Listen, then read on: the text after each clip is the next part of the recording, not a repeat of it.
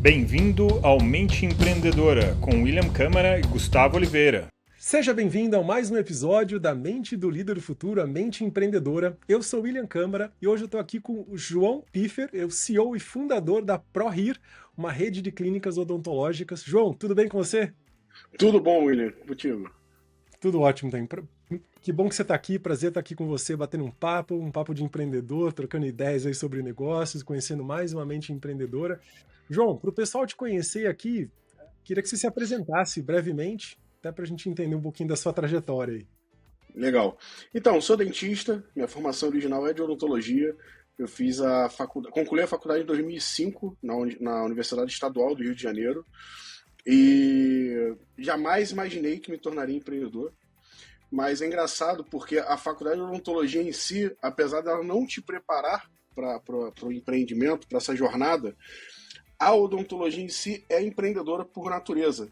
Pois é normal e é comum que o dentista se forme, ele abra o primeiro consultório e, enfim, empreender. É normal, abrir o consultório já é empreender. E eu fiz isso lá, me formei em 2005, em 2006 já abri o primeiro consultório, e ali eu descobri uma verdadeira paixão, na verdade. Então eu e meu sócio, eu tenho um sócio, que é o Alexandre, se formou comigo na UERJ também, e a gente está junto desde então. E aí acabou que a gente abriu o primeiro consultório em 2006, final de 2006, abrimos o segundo em 2007 e começamos a abrir uma média de um a cada ano. E aí se tornou uma rede, e quando chegamos a mais ou menos 11 unidades, a exatamente 11 unidades, perdão, a gente viu a possibilidade de expandir via franquia. E aí entramos como franqueadores, aí entra uma nova curva de aprendizagem, são novas necessidades, novos conhecimentos que você precisa adquirir.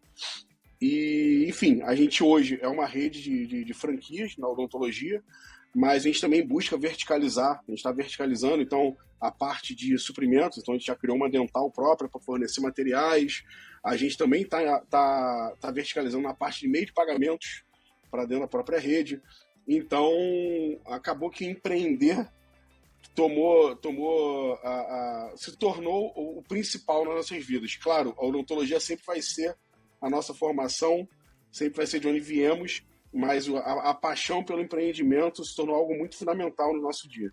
Eu falo que o bichinho do empreendedor pica, né? Você tá lá fazendo o seu trabalho como um grande especialista, expandindo, crescendo, de repente, quando você menos espera, a coisa já ganha uma proporção que já demanda o empreendimento. Gostei muito do teu modelo aí, você abriu 11 consultórios antes, né, um por ano, até replicar isso no formato de franquia, agora está até verticalizando.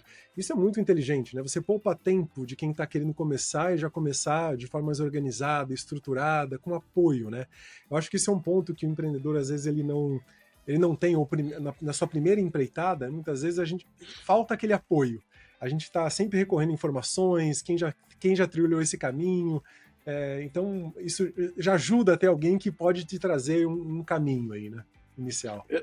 Exato. O modelo de franquias é legal, é bacana, porque eu falo que é uma simbiose. Então ele pega o cara que ele tem aquela vontade de empreender, mas falta conhecimento, e errar custa caro, errar custa muito caro, e pega o franqueador que tem o know-how, porém ele não consegue mais crescer por vias próprias, até porque existe a limitação de fato física, enfim. Essa simbiose é muito interessante no modelo de franchising. Então ela junta a fome com a vontade de comer, de fato, né? Ela permite que essa união gere frutos positivos. E quem vai tocar o negócio ali quer fazer muito o negócio crescer, tá muito comprometido, porque tá com skin in the game mesmo, não é uma pessoa que tá lá só trabalhando para o negócio expandir, não. Ela quer fazer de verdade o negócio acontecer com uma camada de segurança, de know-how por trás ali, que acho que facilita muito a vida do empreendedor, né? Eu já tive um negócio que não era modelo de franquia, mas era parecido, modelo de credenciamento. Nossa, facilitou minha vida. Eu tenho um negócio até hoje, são 15 anos, e é muito mais fácil tocar um negócio quando você tem um modelo replicável que te dá um monte de apoios em todas as áreas, ainda mais com verticais assim bem estruturadas, né? É fantástico, né? Sem dúvida, sem dúvida. E às vezes a pessoa fica receosa, poxa, vou ter que pagar uma taxa aqui de royalty. Olha, isso aí sai facilmente, com ganho em escala, é uma série de economias enfim, que vale muito a pena. eu diria que é o preço, você paga o preço para não errar tanto, né? Você vai errar, não tem jeito, mas é um preço para não errar tanto, né? João, para conhecer um pouquinho mais aí da sua mente empreendedora, o que você diria que são as suas duas maiores qualidades como empreendedor? Olha, pergunta. Eu acho que primeiro acho que deve ser uma qualidade comum a todo empreendedor, que é a coragem. Então, Sim.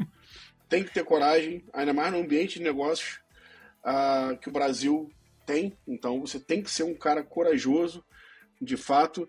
E a segunda qualidade, eu acho que é a perseverança. Então, se a gente desistir, mesmo com coragem, a gente se deixar abalar pelos primeiros obstáculos na jornada, acaba que você pode deixar morrer algo muito promissor de forma precoce. Então, obviamente é importante você também saber a hora de sair. Saber a hora de perder, saber a hora de sair faz parte do jogo também. Mas isso também inclui não desistir antes da hora, porque senão você pode estar deixando dinheiro na mesa. Sim. Você levantou coragem, e essa realmente é uma qualidade muito comum dos empreendedores. Nem todos listam aqui para mim, tá, ao vivo, mas é uma qualidade que eu considero comum. A empresa que a gente fundou, eu e meu sócio, a Upskill, a plataforma Upskill, é uma plataforma de desenvolvimento de liderança. E a gente atende empresas do Brasil, da América Latina, do mundo inteiro, na verdade. A gente tem até uma filial em Portugal agora. E a gente atende executivos, que não necessariamente são empreendedores. E quando eu trago case de empreendedores, o paradigma é muito diferente, né? Desse nível de coragem que o empreendedor tem que ter para dar alguns passos, como assim, sem dados, sem estudo, sem análise de mercado, como é que você vai lá e arrisca assim do nada, né? Tem que ter uma coragem de fazer tal coisa e de ser perseverante, né? Persistir ali numa circunstância. Você tá com as rédeas na mão, então você pode escolher que caminho que você vai levar ali naquela direção, né?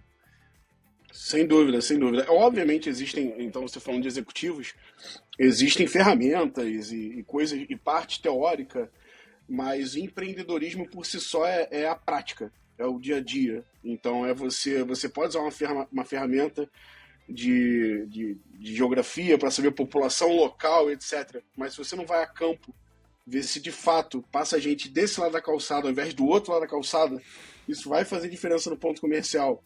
Isso aí o empreendedor tem. A ferramenta ela não vai te entregar isso daí. É no campo que você descobre isso.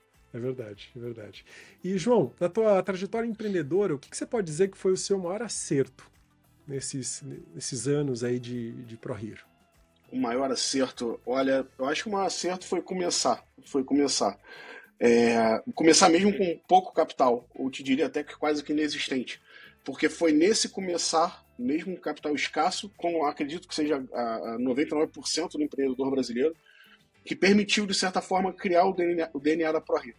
Então, foi ali, pós-formado, 1 ano de formado apenas, com dinheiro que eu juntei dos estágios, de estágio, de monitoria que eu dei para a faculdade estadual.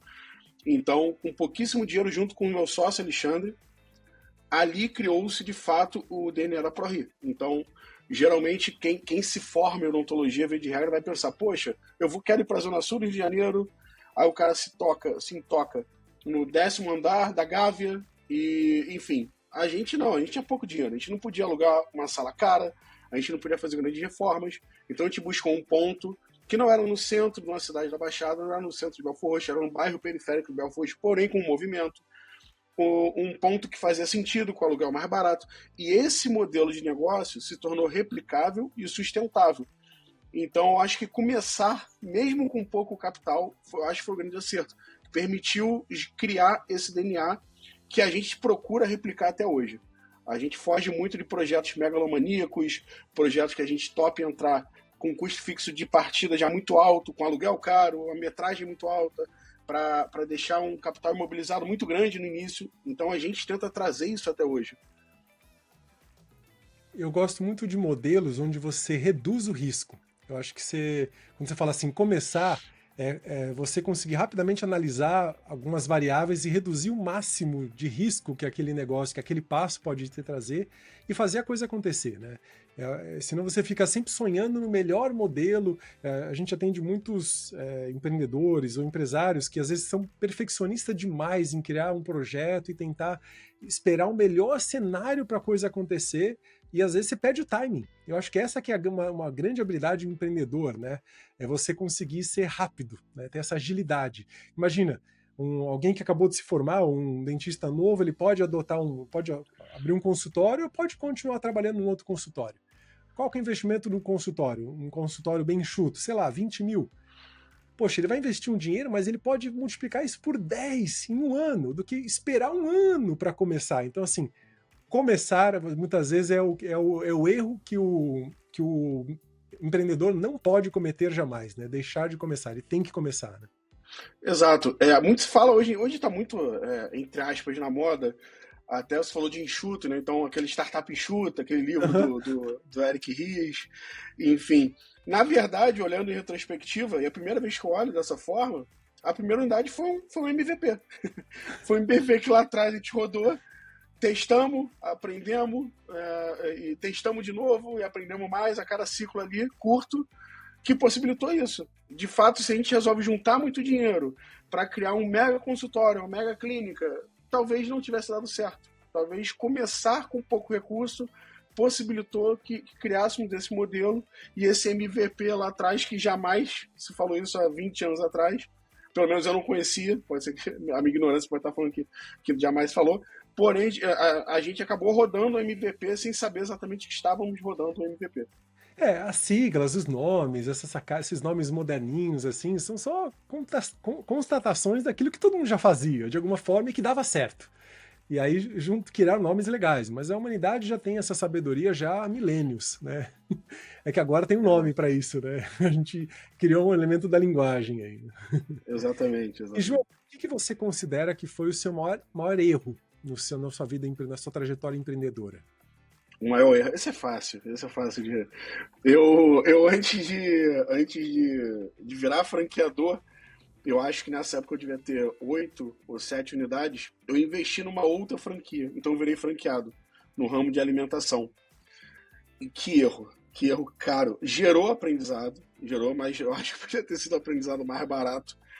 Então, ali, depois que eu entrei numa franquia no ramo de alimentação e eu me senti totalmente lesado e enganado, foi um erro que quase me tirou do jogo. Eu acho que a gente pode errar, desde que esse erro não te tire do jogo. Foi um erro que quase me tirou do jogo. Eu tinha unidades de clínicas que eram muito saudáveis, são muito saudáveis, graças a Deus, até hoje, mas acabou que elas ficavam sustentando, escoando o dinheiro delas para manter um negócio que não era saudável. Então, esse erro, ele quase me tirou do jogo. Eu saí a tempo. Contudo, vieram muitos ensinamentos. Porque do jeito que eu fui tratado por essa franqueadora, eu tento fazer exatamente o oposto com o meu franqueado. Então, quando eu vou numa consultoria de campo, eu tento, de fato, dar uma consultoria de campo. Eu não tento me proteger legalmente de que estive aqui dando uma consultoria. Isso é o de menos. O franqueado está ali para receber o teu apoio, para tu dar a mão junto com ele. E, cara, vamos resolver, vamos fazer. Vamos botar a luva e vamos atender o paciente. Entende? Então, assim, esse aprendizado, apesar de muito caro, me gerou bons insights, uma boa percepção do que não é ser um bom franqueador, então fugir o máximo possível disso, mas obviamente foi um erro que me custou muito caro. Se eu pudesse voltar atrás, eu teria voltado. Eu não sou daquelas pessoas que falam, não, eu faria tudo igual. Mentira, isso aí eu não faria igual, não.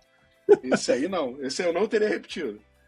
Sabe que tem alguns erros que eles geram aprendizados, que eles mudam tudo. Mudam a forma como você vai conduzir os próximos negócios e assim por diante. E tem erros que a gente gasta não só tempo, mas gasta energia e o custo-benefício do aprendizado é baixo, sabe? A gente aprende, óbvio, a gente sempre vai aprender, você tem que tirar algum proveito daquilo, mas não valeria a pena. Então eu entendo bem o que você está falando. Eu já cometi muitos erros na minha vida empreendedora e tem alguns que eu reveria. Não, isso aqui eu vou rever. Eu lembro quando eu estava fazendo o meu MBA, fazendo um business plan de um negócio, o business plan, ele estava, assim, não refletindo a realidade, ele estava, assim, muito ousado, vamos dizer assim. E a realidade é muito diferente para o empreendedor. Não dá para usar um conceito que a gente usa para uma empresa gigante para um negócio onde você vai tocar quase que 100% todas as diretorias. É diferente, né? Mas mesmo assim eu fiz lá, aprendi, né, na faculdade, vamos fazer o negócio lá como se deve. E a hora que você coloca em campo, é muito diferente. Foi muito melhor, na verdade. O resultado foi muito melhor do que o que eu fiz no meu business plan. E todo aquele monte de estrutura que eu tinha criado não serviu para nada. Na verdade, foi um grande engodo ali que me atrasou a abrir, né? Eu acho que uma qualidade do empreendedor é improvisar bem. E às vezes quando ele fica muito certinho, tentando replicar padrões assim muito específicos que não foram testados no seu ramo, é uma grande perda de tempo, na verdade. Você tem que fazer o negócio acontecer ali, mudar rápido. Claro, tem que usar alguns conceitos, mas às vezes tentar usar muita coisa de uma vez pode ser um erro fatal ali, né? Sim, às vezes o excesso de informação acaba te paralisando também, né? Sim, Então, quando você tem muita informação, você fica paralisado. Isso também não é bom.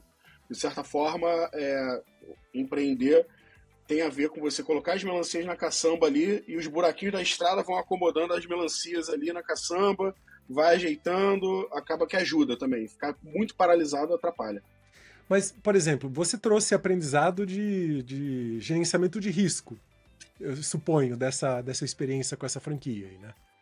Sim, sem dúvida, sem dúvida. Ali eu, ali eu aprendi tudo. Novamente, foi caro, foi muito caro. Não teria repetido, mas aprendi como não empreender. A verdade foi essa. O que não fazer com um franqueado e o que não fazer como empreendedor.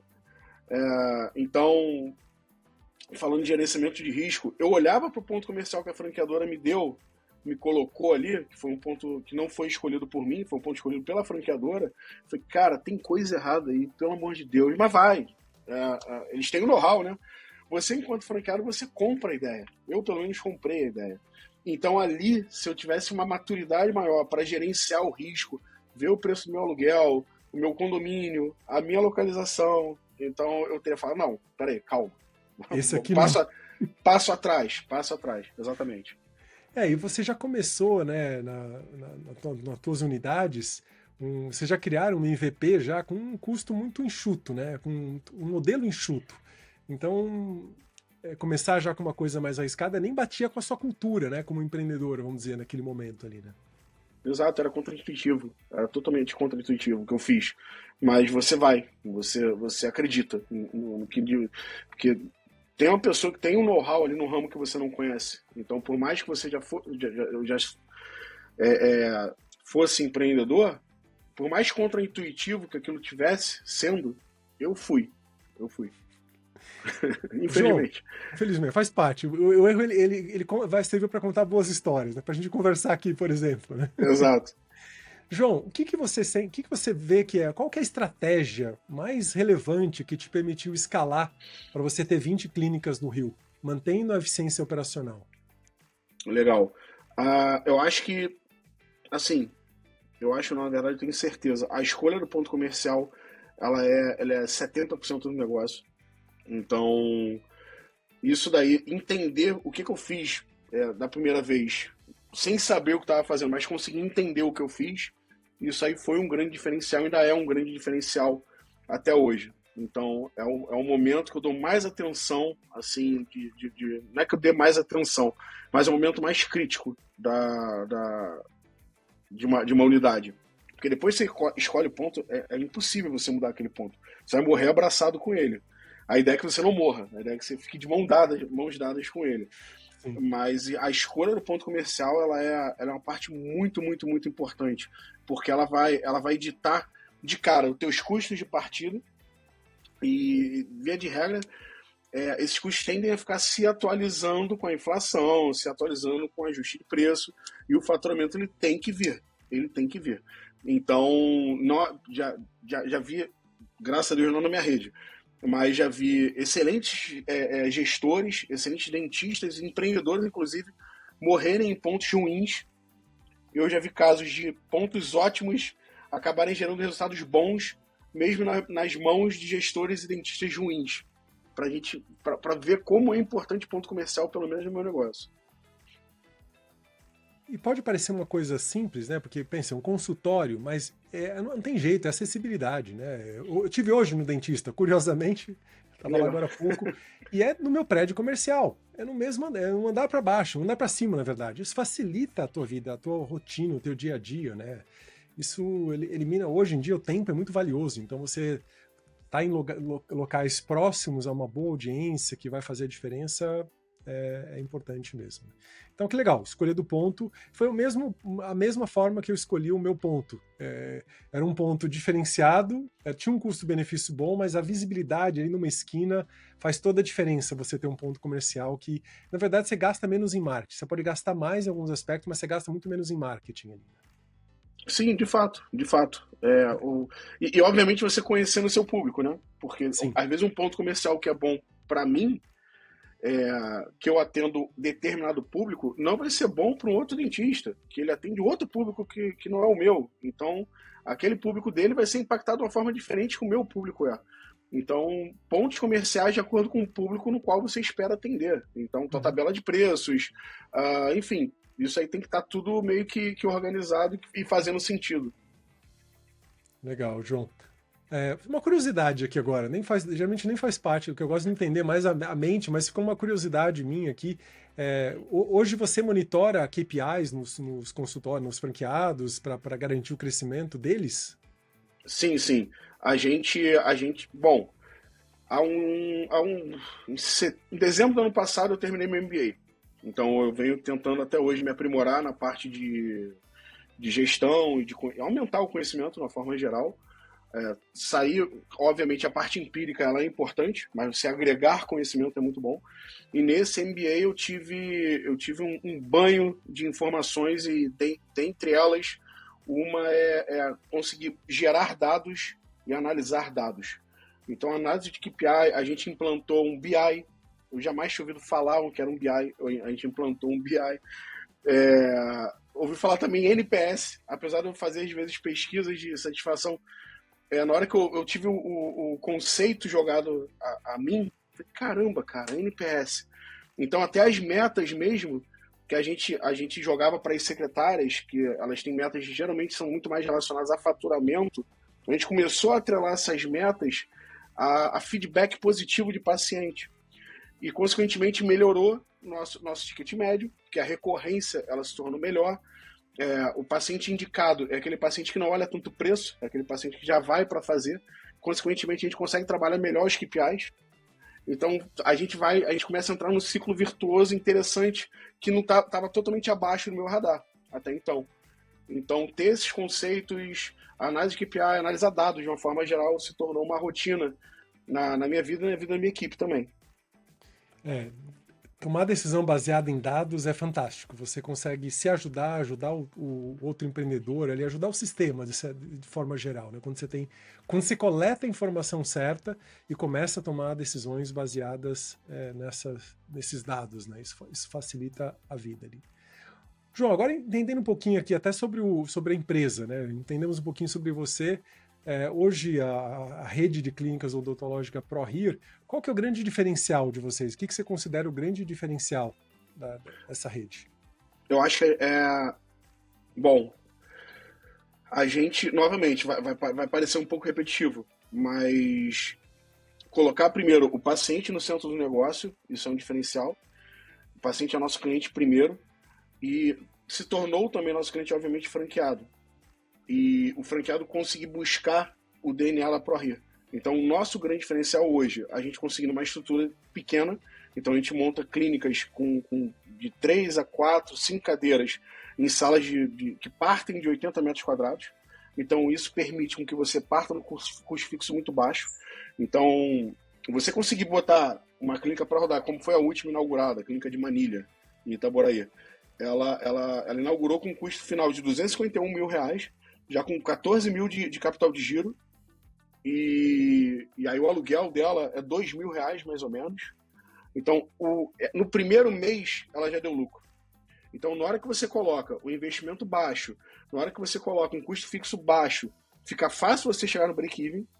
Um dos maiores medos de quem empreende é saber quanto tempo vai ter que ficar aportando dinheiro pós-inauguração. Isso a gente, graças a Deus, é raríssimo de acontecer, é muito raro de acontecer. E aí você chega naquele break-even, já no segundo mês já está dividindo dividendos. E aí você vê que o investimento... E aí qualquer dividendo que você divide com um investimento inicial e total de 250 mil, ele já começa a te gerar um retorno de capital muito interessante. Então, se você bota 250 pau e você tira, como foi o caso de Manilha, tirou 12 mil no primeiro mês, cara, tu já tá retornando 5% do teu capital investido no primeiro mês. Eu É um fico brincando. excelente retorno, né? Renda fixa nenhuma te paga isso. Só pirâmide paga isso, mas não é interessante entrar em pirâmide, não entrem, né? Ou o golpe Mas do INSS. Exato, exatamente. Mas também não é uma boa, né? Também não é Não, bacana. não. Então, assim, é um retorno muito interessante. É um retorno muito interessante. Mesmo num ambiente de juros altos, um ambiente no qual a Selic está 14,75%, o Tesouro Direto está te pagando 1% ao mês, já sem imposto de renda pago. Então, mesmo assim, é interessante quando você vê que na última linha já retornou 5% do capital investido. Mas isso só é possível porque o investimento é baixo, porque o custo fixo é baixo. Se a gente jogasse esse investimento inicial para 600 mil, 700 mil, 12 mil já seria quase que irrelevante nesse cenário. É diferente quando você consegue ter esse enxuto. Então, assim, a gente pode dizer que uma vantagem aí competitiva é você conseguir ajustar de uma forma para que fique tudo muito enxuto e você consiga ter um retorno rápido. É o sonho de qualquer empreendedor, hein, João? Sim. Cara, assim, graças a Deus é. E o layout que a gente construiu, que a gente brinca hoje, que é o layout Lean da ProRir, ele permite que uma ASB, por exemplo, uma ASB é assistente de saúde bucal, ela dê conta, ela consiga atender 5 dentistas ao mesmo tempo. Então, uma ASB, uma recepcionista lá fora, mais um funcionário CLT lá dentro e mais um funcionário CLT lá fora captando paciente. Com 4 pacientes, você consegue faturar às vezes 80, 90 mil reais. Na hora que você pega... William, eu tenho unidade minha que fatura próximo de 200 mil. Essa unidade tem 5, 6 CLTs, o aluguel dela é 3 mil reais. Uau. Então, assim, é absurdo o retorno. Investimento, hein? É um bom investimento. Então, é bem interessante. O modelo de negócio é bem interessante.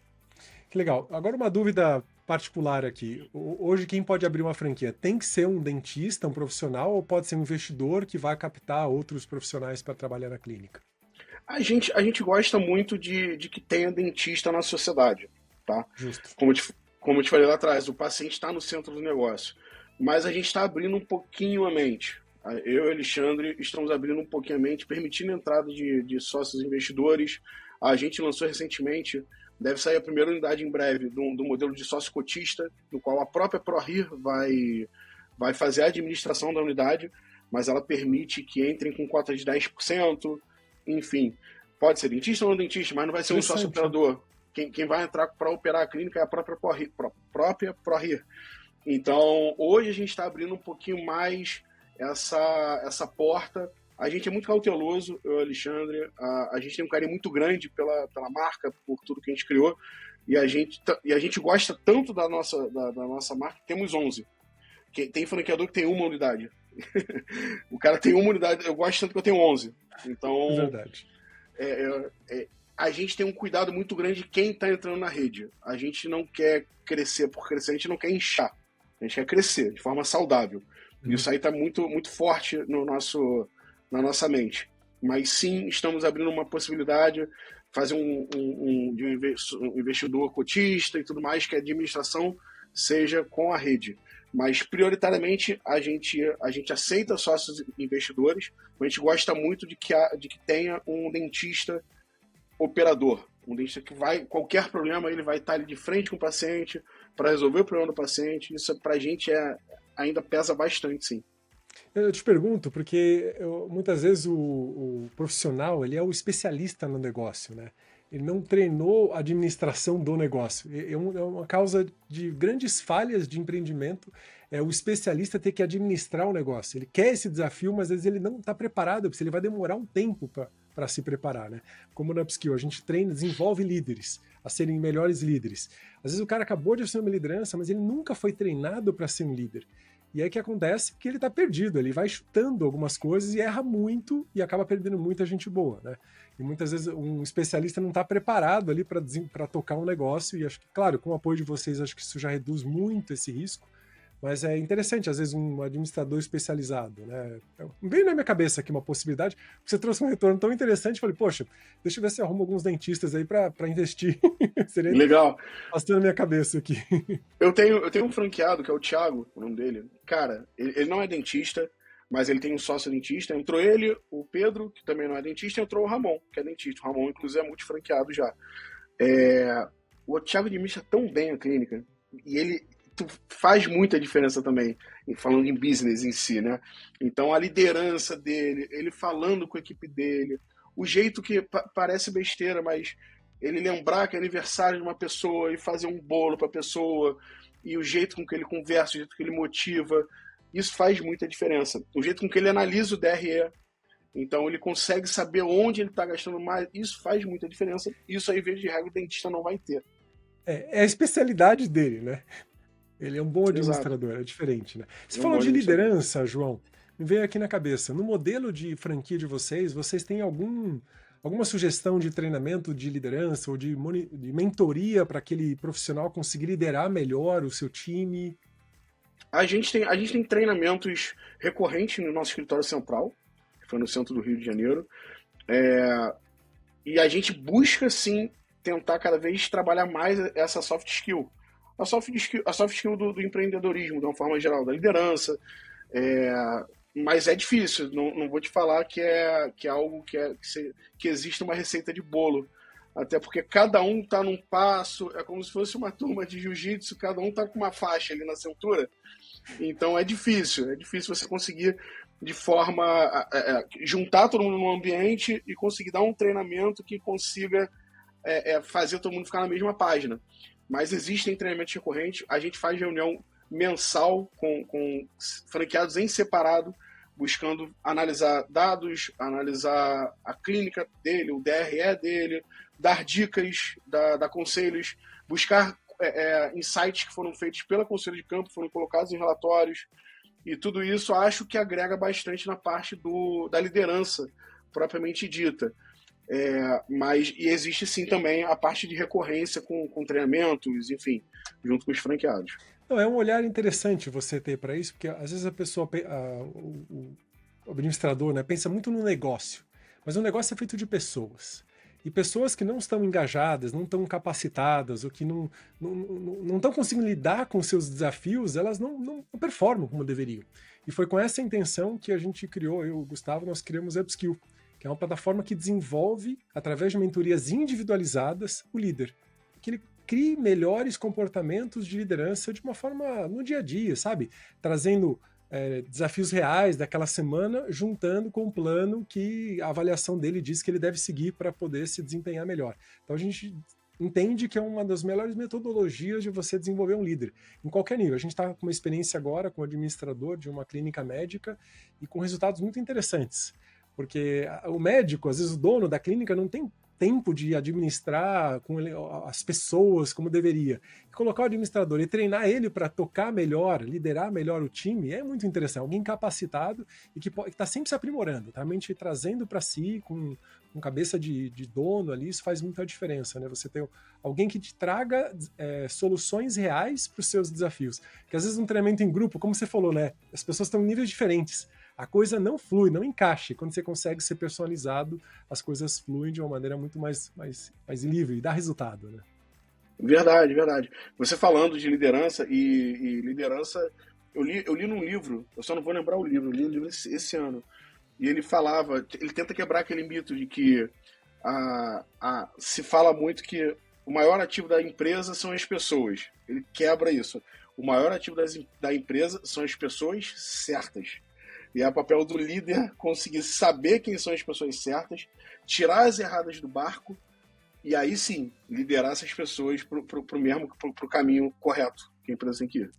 Na nossa apresentação comercial, a gente tem uma imagem de pessoas muito capacitadas chegando na empresa, entrando numa porta e essa porta dá num precipício. Porque a liderança muitas vezes não está preparada para liderar gente boa. Então, essas pessoas boas entram, o líder não tem preparo para lidar com essas pessoas vão embora. Elas caem no precipício, ou seja, não ficam. Né? Tem uma estatística muito perigosa, assim. 3 de cada 4 pessoas saem da empresa porque elas não têm um bom relacionamento com o líder. O líder não sabe liderar aquela pessoa. O que acontece? Você perde gente boa e às vezes ficam as ruins. possibilidade, né? Fica a gente não tão bom e o teu negócio fica freado, né? Então, treinar líder, eu considero assim, por isso que a gente investiu tanto nessa empresa para poder atender gente que está a fim de crescer, de escalar, né? Às vezes é um negócio pequeno, mas tem espaço para crescer muito e tem uma pessoa freando esses talentos ali, a gente nem tem ideia, né? Eu gostei dessa citação que você trouxe aí, João. Eu só não lembro do nome do livro em si, é uma pena. Mas eu descubro. Eu adoro pesquisar sobre isso para deixar que eu descubro aqui. João, vocês hoje têm usado inteligência artificial lá na ponta para o cliente, não no processo administrativo, ou de marketing, ou de criação de estratégia, levar lá para o cliente mesmo, assim, lá para quem está usando. Eu sei que é difícil porque é uma coisa muito física, né? Mas assim, vocês pensam nisso? Tem algum projeto de inovação nessa área? Então, hoje ainda não usamos. Eu tive uma reunião essa semana, inclusive, com uma empresa de inteligência artificial que ela consegue... A proposta dela é conseguir fazer diagnósticos em cima de radiografias panorâmicas e radiografias periapicais, mas testando a plataforma, vendo os vídeos, a gente ainda consegue perceber que está muito incipiente, não está muito confiável ainda. Odontologia é muito mão na massa. É muito diferente, por exemplo, da medicina. A medicina, você vai no consultório no consultório médico, o médico te examina, mas via de regra, ele te passa o medicamento, ou te passa um exame, te passa uma prescrição.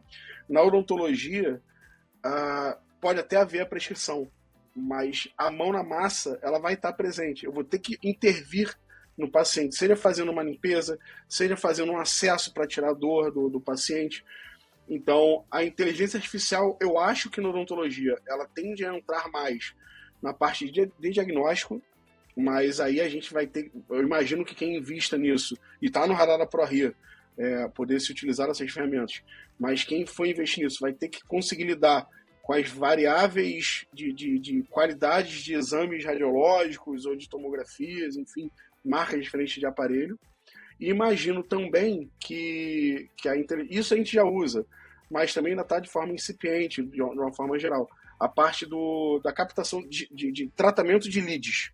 Então a gente tem nosso marketing digital, mas isso não é exatamente na ponta da operação, né? Isso tem a ver mais com dar resposta rápida para o paciente. Então o paciente entra com uma dúvida 10 da noite num sábado ou num domingo, é importante para ele receber uma mensagem, nem que ele fale, olha, é segunda de manhã o atendimento. Então liga para a tua unidade, me dá teu endereço, o nosso robozinho já faz. Ele já faz. Isso é um conforto grande, hein? Já exatamente. E acaba sendo um diferencial também, porque isso fica muito abaixo do radar de boa parte dos dentistas. Isso a gente já faz, mas não chega a ser exatamente na ponta da operação, como você perguntou. De certa forma já ajuda, eu não tinha pensado. Eu te perguntei por curiosidade, porque não é fácil você colocar IA em tudo. Mas a tendência é que você coloque isso não como elemento de diferenciação, mas elemento de competitividade. Se você não colocar, o teu concorrente vai e em algum momento você vai perder vantagem competitiva, né? Então, só esse botzinho aí de dar uma resposta específica, não só que o atendimento com o humano é da segunda-feira às 8, mas às vezes trazer alguma possibilidade ali, nossa, já é alguma coisa interessante. E gostei de saber dos diagnósticos. É possível, mas ainda está incipiente. Ainda está muito da IA, ainda é muito incipiente. Vai ser uma grande transformação, mas como você disse, tem coisas que o humano ainda ele é mais do que necessário, né? Sim. Claramente essa da que eu vi do diagnóstico, a inteligência artificial ainda está aprendendo, então ele comete falhas. E eu não quero que aprenda comigo, né? Vamos deixar aprender com os outros. E quando já estiver bem sabidinho, opa, vem pra cá. Agora a gente trabalha com... deixa aprender no ambiente controlado, com cientistas de dados, e as coisas ficam mais... Ou com concorrente, né, William? Vai aprender lá com concorrente. Quando você já estiver bem bom, aí você vem pra ProRia, que a gente Você sabe que esse ano a gente começou a pegar mais pesado em inteligência artificial. É claro que hoje a gente tem um time de 200 mentores e são pessoas com décadas de experiência de mentoria de liderança com líderes, executivos, empreendedores em todas as áreas que você pode imaginar. Então tem um conhecimento muito rico ali, né? Como é que você vai fazer uma máquina responder tal como essa pessoa? Às vezes a máquina ela traz uma resposta baseada em teoria, que é fantástico você ter uma teoria. Tipo, você falou uma frase agora há pouco, você pergunta imediatamente de quem é essa frase. Ele te traz o autor, a citação, o contexto. É lindo isso. é útil, né? Mas e na parte prática? Como é que a inteligência artificial pode trazer? A gente tem desenvolvido uma mentoria, um mentor virtualizado por inteligência artificial. Eu e meu sócio, a gente escreveu 6 livros.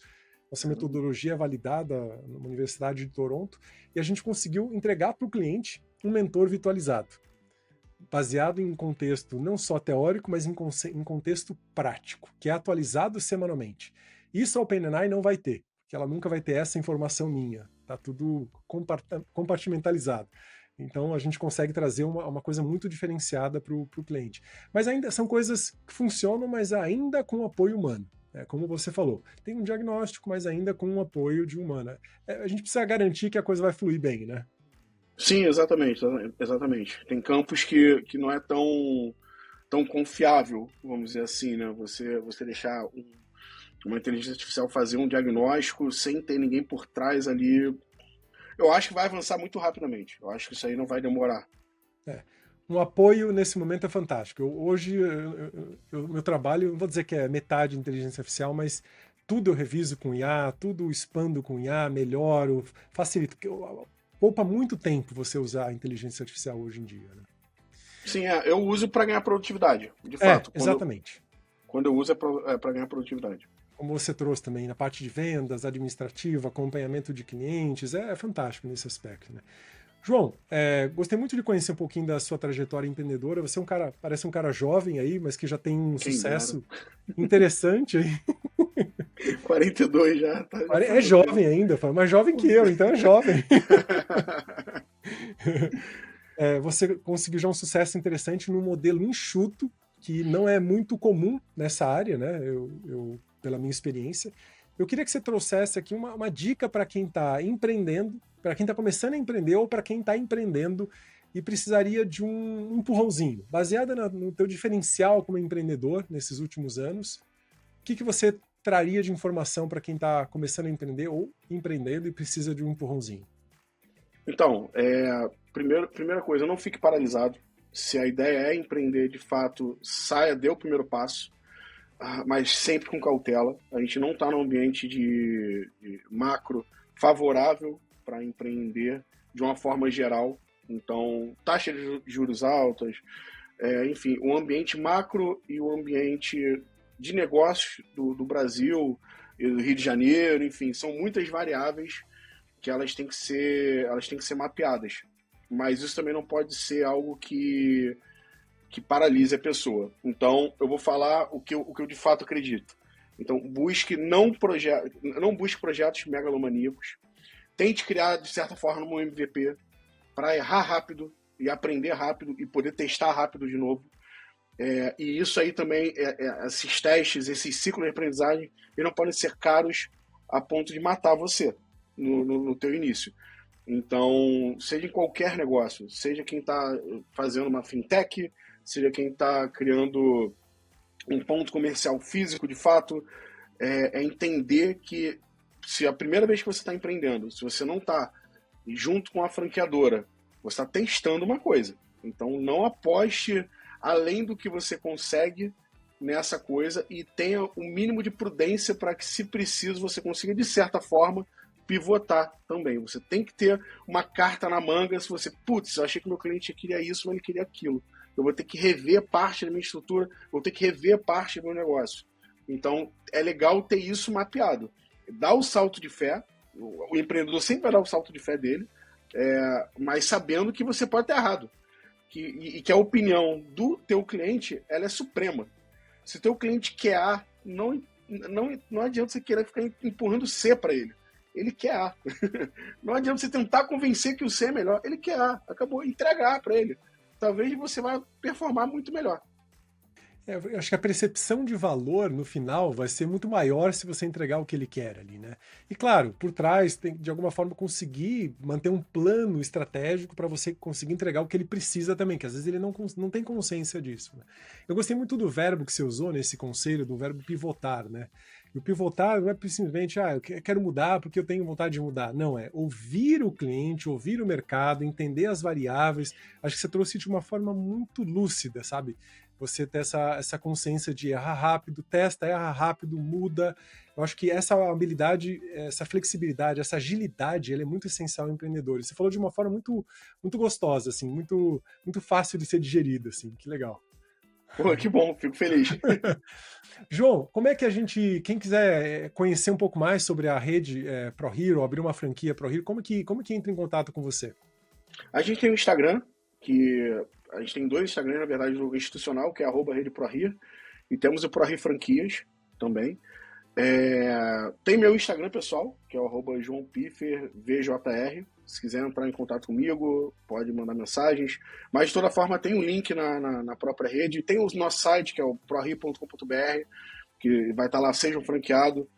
Enfim, mesmo que não esteja já de cara querendo abrir a ProHero, mas queira só tirar dúvida, tomar um café comigo. Vamos lá no centro do Rio, história legal, bacana. Conversar sempre é bom, sempre positivo. Eu aprendo, a pessoa que está comigo vai aprender também. Então ter a troca é sempre positiva. Eu nunca abro mão de conversar sobre negócios. Eu sempre acho sempre foi ótimo. Mas eu sempre vejo uma oportunidade interessante em poder trocar com as pessoas. Via de regra, a gente sempre entra numa conversa pensando alguma coisa e a gente acaba mudando algum tipo de opinião ou aumentando um pouco mais nosso horizonte. Então, tá com dúvida, quer conhecer um pouquinho mais, vamos lá trocar ideia, vamos tomar um café. Um cafezinho só não vai escurecer o dente, tá tranquilo. Pode ir tranquilo, não vai fazer mal. Enfim, é isso. Legal. Eu gostei. Quando eu estiver no Rio, vou tomar um café com você até para conhecer um pouco mais. Eu gostei. Não sei, me chamou a atenção. Senti uma energia boa, assim. Então, é legal a gente conhecer opções de negócio. A gente nunca sabe o dia de amanhã, né? Então, é bom estar preparado, né? João, obrigado pelo papo aqui. Se alguém que está ouvindo a gente que tiver alguma pergunta para mim ou para o João, deixa nos comentários. A gente vai ter uma hora, prazer em responder. Prazer conhecê-lo e espero que a gente converse aí pessoalmente algum dia aí no Rio. Tô te aguardando. A conversa foi ótima. Acho que foi maravilhosa mesmo. Prazerzaço te conhecer. Legal. João, muito obrigado. E pessoal, até a próxima.